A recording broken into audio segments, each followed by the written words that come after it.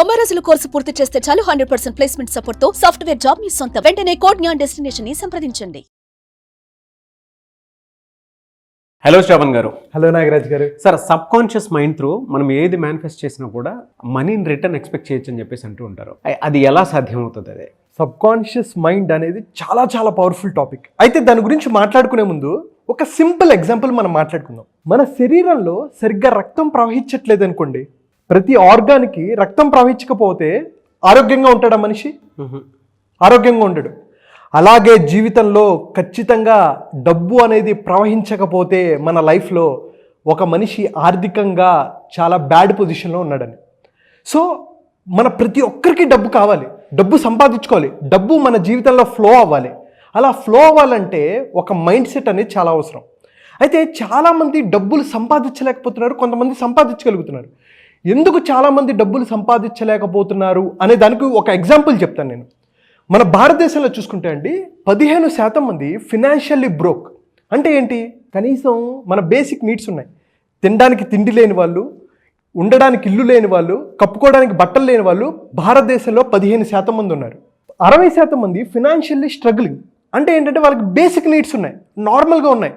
తినడానికి తిండి ఉంది, కప్పుకోవడానికి బట్టలు ఉన్నాయి, ఉండడానికి ఇల్లు ఉన్నాయి. కానీ వాళ్ళు ఒక కాలేజీలో చదివించాలి, వాళ్ళ పిల్లలు ఒక కాలేజీలో చదివించాలి, ఒక స్కూల్లో చదివించాలి, లేదు ఒక హాస్పిటల్లో జాయిన్ చేయించాలి, అనారోగ్యం వచ్చింది, లేకపోతే పెళ్ళిళ్ళు చేయాలి, వీటిని చేయలేరు.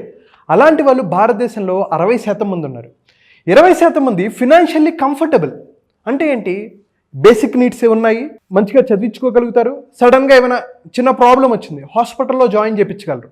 ఈ మాత్రం వరకు ఒక 20% మంది ఉన్నారు. 4% మంది రిచ్. అంటే అనుకున్న లైఫ్, ఇల్లు, కారు, వెకేషన్, లగ్జరీ లైఫ్ని లీడ్ చేసేవాళ్ళు 4% ఉన్నారు.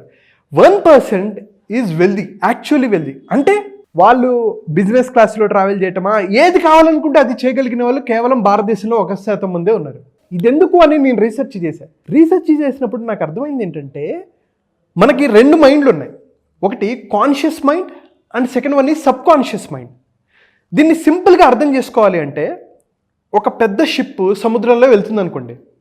వెళ్తుంటే కెప్టెన్ ఉంటాడు. కెప్టెన్ ఏం చేస్తాడు?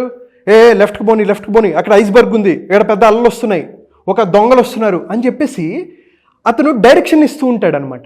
ఆ కెప్టెన్ ఎవరు అంటే కాన్షియస్ మైండ్. లోపల కొంతమంది డ్రైవర్లు ఉంటారు, ఇంజనీర్స్ ఉంటారు, వీళ్ళందరూ రిపేరింగ్ చేస్తూ ఉంటారు. వీళ్ళందరూ ఎవరు అంటే సబ్ కాన్షియస్ మైండ్ లాగా.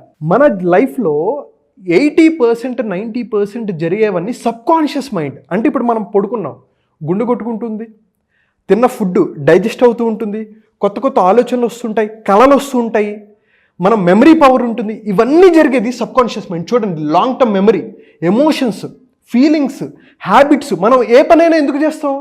హ్యాబిట్స్. ఈరోజు ప్యాంట్ వేసుకుంటాం, ప్యాంట్ ఎప్పుడు నువ్వు రైట్ కాల్ నుంచి ఎందుకు వేసుకుంటావు, లెఫ్ట్ కాల్ నుంచి ఎందుకు వేసుకో? అంటే కొంతమంది అలవాటు అయిపోయి ఉంటుంది, అదంతా సబ్ కాన్షియస్ మైండ్లో రిజిస్టర్ అయిపోయింది. కొంతమందికి కాన్షియస్ మైండ్ చూస్తే చాలా ఎనలైజ్, ఒక ప్రాబ్లమ్ని సాల్వ్ చేయగలగటము, కొంత మెమరీ వరకు కాన్షియస్ మైండ్లో ఉంటుంది. 90-95% సబ్ కాన్షియస్ మైండ్లో ఉంటుంది. ఎప్పుడైతే మనం సబ్ కాన్షియస్ మైండ్ని ట్యాప్ చేసామా, అన్లిమిటెడ్ పొటెన్షియల్ ఉంటుంది. ఈజీగా మనం అనుకున్నది మనీ మేనిఫెస్ట్ చేయొచ్చు. అది మనీ అయినా, హెల్త్ అయినా, అనుకున్న లక్ష్యాలు ఏదైనా సరే ఈజీగా మేనిఫెస్ట్ చేయొచ్చు. కానీ ఇక్కడ ప్రాబ్లం ఏమవుతుందంటే, మనం ఒకసారి ట్రై చేస్తాం, డబ్బులు సంపాదించాలని ప్రయత్నిస్తాం. అయితే ఈ ప్రాసెస్లో మనం ఒకసారి ఫెయిల్ అయిపోతాం, మళ్ళీ ఇంకొకసారి ట్రై చేస్తాం, ఫెయిల్ అయిపోతాం. అప్పుడు మన మైండ్ ఏమనుకుంటుంది అంటే, సబ్ కాన్షియస్ మైండ్లో ఒక బిలీఫ్ అనేది నాటిపోతుంది, ఒక నమ్మకం అనేది నాటిపోతుంది. నా వల్ల కాదు, నేను చేయలేను అనేది అంటుంది. ఇది ఎలాంటిదంటే, మనకి చిన్నప్పుడు ఏనుగు చిన్నగా ఉన్నప్పుడు ఏం చేస్తారంటే, ఒక పెద్ద తాడుకేసి, ఒక గొలుసుకేసి కట్టేస్తారు. అదేం చేస్తుంది? తెంచుకోవడానికి ఒకసారి ప్రయత్నిస్తుంది, 2 సార్లు 3 సార్లు, అలా 2-3 రోజులు 4 రోజులు ట్రై చేసిన తర్వాత ఇంకా నా వల్ల కాదు అని చెప్పి ప్రయత్నించదు. కానీ ఇప్పుడు ఈ ప్రాసెస్లో ఏమవుతుంది? ఏనుగు పెద్దదవుతూ ఉంటుంది, చిన్నదిగా పెద్దది 2 times 3 times సైజ్ అవుతుంది. దాన్ని ఏం చేస్తాడు మావటివాడు? సింపుల్గా దానికి ఒక చిన్న తాడు వేసి ఒక చిన్న కర్రకి కట్టేస్తాడు. చూసే వాళ్ళందరికీ అనిపిస్తుంది, అరే అంత పెద్ద ఏనుగుని ఇంత చిన్న కర్రకి, ఇంత చిన్న తాడుకి కట్టేశాడేంట్రా, అది జస్ట్ ఇలా అంటే వచ్చేస్తుంది కదరా అని మనకు అనిపిస్తుంది. కానీ ఏనుకున్న మైండ్ చాలా చిన్నది, అది ఆలోచించలేదు, దానికి అనలిటికల్, లాజికల్, క్రియేటివ్ థింకింగ్ ఏమి ఉండదు. కానీ దురదృష్టవశాత్తు ఏంటంటే మనం కూడా ఆ ఏనుగులానే ఉన్నాం. ఒకసారి ప్రయత్నించాం, 2 సార్లు ప్రయత్నించాం, 3 సార్లు ప్రయత్నించాం, ఇంకా నా వల్ల కాదు. ఇలాంటివన్నీ ఏమవుతాయంటే సబ్కాన్షియస్ మైండ్లో సాలిడ్గా బిలీఫ్స్ నాటుకుపోయి ఉన్నాయి. నేను చేయలేను, నా వల్ల కాదు అనేది నాటుకుపోయాయి. అయితే కొన్నిసార్లు ఇవి ఎందుకు అవుతాయంటే వ్యాక్ అనే టెక్నిక్ వల్ల అవుతాయి. VAK, వ్యాక్ అంటే ఏంటంటే విజువల్. ఇప్పుడు మనకి ఎవరో లైఫ్లో తెలిసిన వాళ్ళు ఉన్నారు, వాళ్ళు డబ్బులు సంపాదించారు కానీ డబ్బులు మేనేజ్ చేసుకోలేక డబ్బులు పోగొట్టుకున్నారు. మన మైండ్ ఏం ప్రూఫ్ చూపిస్తుంది అంటే వాడు డబ్బులు సంపాదించాడు కదరా, వాడు ఏమైనా ఆనందపడ్డా, డబ్బులు పోగొట్టుకున్నాడు అని చెప్పేసి. అంటే డబ్బులు ఉన్నవాడు డబ్బులు నిలబెట్టుకోలేడు, లేకపోతే డబ్బున్నవాడు చెడ్డ అయ్యే డబ్బులు సంపాదించుకోగలిగాడు, డబ్బున్న వాళ్ళందరూ రిలేషన్షిప్స్ నాశనం చేసుకున్నారు అనే ఒక విజువల్ రిప్రజెంటేటివ్ వల్ల మైండ్లో నాటుకుపోతుంది. నేను డబ్బులు సంపాదించుకోవడానికి అర్హుణ్ణి కాదు, సంపాదించినా నేను నిలబెట్టుకోలేను అనే ఒక బిలీఫ్ నాటుకుపోద్ది. సెకండ్ ఏంటి, ఆడిటరీ. మనకి చిన్నప్పటి నుంచి పేరెంట్స్ చెప్తుంటారు, డబ్బులు ఏమైనా చెట్లకు కాస్తున్నాయా, అంత డబ్బులు ఏం చేసుకుంటావు, డబ్బుండి సుఖంగా ఉన్నవాడు ఉన్నాడా, ఇలాంటి మాటలు మాట్లాడటం వల్ల మన మైండ్లో కొన్ని నాటుకుపోయాయి. కొన్ని కైనెస్థెటిక్, అంటే డబ్బు వల్ల మనం ఎలా ఫీల్ అవుతున్నాము, డబ్బు మనల్ని ఎలా ఫీల్ చేస్తుంది. చూడండి, ఈ 3 పిల్లలు ఏవైనా ఎందుకు చేస్తారండి, పెద్దవాళ్ళు ఏదైతే చేస్తారో పిల్లవాళ్ళు అది ఫాలో అవుతారు. సో వ్యాక్ విజువల్లో చూడండి, మనం ఏవైతే చూస్తామో అలాంటి పనులు చేస్తాం. ఆడిటర్, మనం ఏవైతే ఎక్కువ వింటామో అలాంటివి మాట్లాడతాం.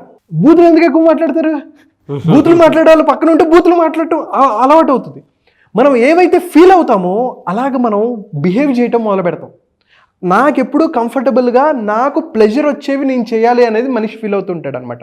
సో విజువల్, ఆడిటరీ, కైనెస్థెటిక్, వీటిని మనం కంట్రోల్ చేసుకోవాలి. అయితే వీటి వల్ల వచ్చే బిలీఫ్స్ ఏంటంటే ఎలాంటి మాటలు, మనం కొనలేం. ఒక ప్రోడక్ట్ ఉంది, అరే కారు కొనాలి అంటే వెంటనే మనం కొనలేవురా. ఎందుకు, వ్యాక్ విజువల్గా కానీ, ఆడిటరీ కానీ, కైనెస్థెటిక్ పరంగా కానీ, ఇందాక చూపెట్టిన ఏనుగు ఎగ్జాంపుల్లో నేను కొనలేను అనేది మైండ్లో ఫీడ్ అయిపోయి ఉంది. ఎందుకు కొనలేను అనేది ఆలోచించలేడు, మనం కొనలేమని ఉంటుంది. మనం పోతూ ఏమైనా తీసుకెళ్తామారా, ఎందుకురా అంత డబ్బులు, నెగిటివ్ అలా ఆలోచించుకుంటూ కొంతమంది ఉంటారనమాట. థర్డ్, ఇంకా మనం నా వల్ల కాదు అనేది. ఫోర్త్ వన్ ఏంటంటే వాళ్ళు బాగా బలిసిన వాళ్ళు రా. ఎప్పుడైతే నువ్వు బాగా డబ్బున్నోడిని చూసి వాళ్ళు బాగా బలిసినోడు అంటే నువ్వు ఇన్స్టెడ్ ఆఫ్ ఇన్స్పిరేషన్గా తీసుకునే బదులు వాళ్ళ మీద కోపం, పగ, జలసి, ఇలాంటి ఎమోషన్స్ నువ్వు తీసుకెళ్తున్నావు. ఇలాంటి ఎమోషన్స్ అన్నీ ఎందుకు అవుతున్నాయి, నీ సబ్కాన్షియస్ మైండ్లో ఫీడ్ అయి ఉన్నాయి. డబ్బున్న వాళ్ళందరూ చెడ్డవాళ్ళుగా నువ్వు తీసుకుంటున్నావు కాబట్టి. అండ్ అలాగే తెలుగు రాష్ట్రాల్లో బాగా ఫేమస్ అయిన వర్డ్, నాకు అంత సీన్ లేదు.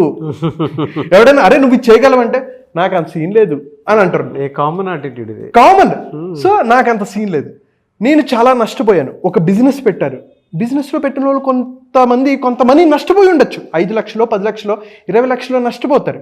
దాని తర్వాత ఇంకొకసారి ప్రయత్నించడానికి వాళ్ళు ప్రయత్నం చేయరు, ఎందుకంటే ఆల్రెడీ నష్టపోయారు కదా.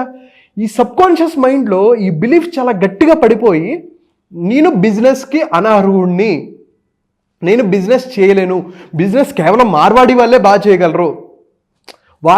చేయగలరు అనేటి ఈ బిలీఫ్స్ని క్రియేట్ చేసుకుంటారు. అయితే వీటిని పోగొట్టుకోవడం ఎలా? అలా సార్, నేను అదే అడగబోతున్నాను. నెగిటివ్ని ఎలా పోగొట్టుకోవాలి అంటే ఏం చేస్తే దీన్ని రీప్లేస్ చేస్తే పాజిటివ్లోకి వస్తాము? సరే, సూపర్ క్వశ్చన్. అయితే నాగరాజ్ గారు, మీకు హెల్త్ బాగాలేదు, మీరు ఏం చేస్తారు? డాక్టర్ దగ్గరికి వెళ్తాం. మీకు కాలు బాగాలేదో లేకపోతే ఏంటో నల్లతగా ఉంది, ఫీవర్గా ఉంది, వెంటనే ఏం చేస్తారు? డాక్టర్ దగ్గరికి వెళ్తారు. ఎందుకు డాక్టర్ దగ్గరికి వెళ్తారు? బికాస్ అరే నాలో ఏదో లోపం ఉంది, దీనివల్ల నేను హ్యాపీగా ఫీల్ అవ్వట్లా, నాకేదో బాడీ, మైండ్, సోల్ సరిగ్గా లేవు అని చెప్పి డాక్టర్ దగ్గరికి వెళ్తావే. మరి నీ ఆర్థికంగా నువ్వు ఎదగలేకపోతున్నప్పుడు, మనీని మేనేజ్ చేసుకోలేకపోతున్నప్పుడు, నేను డబ్బున్న వాడిగా అవ్వలేకపోతున్నాను, ఎందుకు అవ్వలేకపోతున్నాను అని చెప్పేసి నువ్వు ఎప్పుడైనా ఎక్స్పర్ట్ దగ్గరికి వెళ్ళావా? నీకంటూ ఒక మెంటర్ ఉన్నాడా, నీకంటూ కోచ్ ఉన్నాడా? ఈ నెగిటివ్ బిలీఫ్స్ని అరే నువ్వు చేయగలవురా అని చెప్పగలిగేవాడు ఉన్నాడా? సో ఇక్కడ మీకు ఎలాగైతే రక్త ప్రసరణ అవ్వకపోతే లేకపోతే హెల్త్ బాగోకపోతే డాక్టర్ దగ్గరికి వెళ్ళి మీరు ట్రీట్మెంట్ చేయించుకుంటారే, నీ ఆర్థికంగా నువ్వు ఎదగలేకున్నప్పుడు, నీకు లిమిటింగ్ బిలీఫ్స్ ఉన్నప్పుడు, నీకు సబ్కాన్షియస్ మైండ్లో ప్రాబ్లం ఉన్నప్పుడు, నీ హ్యాబిట్స్లో లోపాలు ఉన్నప్పుడు, నువ్వు ఒక వ్యక్తితో రిలేషన్షిప్ మెయింటైన్ చేయలేనప్పుడు నువ్వు ఒక మెంటర్ దగ్గరికి వెళ్ళి నా దగ్గర ఈ ప్రాబ్లం ఉందండి, నేను ఎందుకు ఎక్కడ తప్పు చేస్తున్నానో నాకు అర్థం కావట్లేదు అని చెప్పి వాళ్ళ దగ్గర నుంచి నేర్చుకుంటున్నావా? నేర్చుకోవట్లేదు కాబట్టే ఇక్కడ ప్రాబ్లం వస్తుంది. ఒక గొప్ప మెంటర్ ఏం చేస్తాడంటే చూడండి, మన ఫ్రేమింగ్ మారుస్తాడు. మనం కొనలేము అనే మైండ్ సెట్లో ఉన్నవాడిని మనం ఎలా కొనగలం నువ్వు ప్రశ్నించుకో, నీ పొటెన్షియల్ ఉంది దాన్ని ట్యాప్ చేయి, నీ బిలీఫ్ సిస్టమ్ని ఓపెన్ చేయి అని చెప్పి ప్రశ్నిస్తాడు.